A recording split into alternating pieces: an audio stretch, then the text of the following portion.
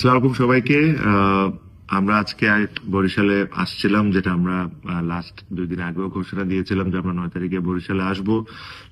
আমাদের অনেক প্ল্যান ছিল।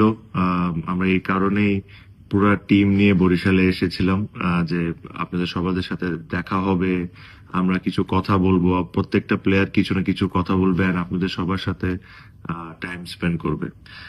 বাট আনফর্চুনেটলি আমাদের ওখানে স্টেজে খুবই খুবই কম সময়ে থাকতে আমরা পেরেছি, বিকজ আমার লাইফে আমি I have to tell you this, আমার লাইফে আমি এতগুলা মানুষ একসাথে দেখি নাই। আমার কাছে মনে হয় খুব কিছু না হলেও 1.5 থেকে 2 লক্ষ মানুষ আপনারা ছিলেন আমাদেরকে দেখার জন্য।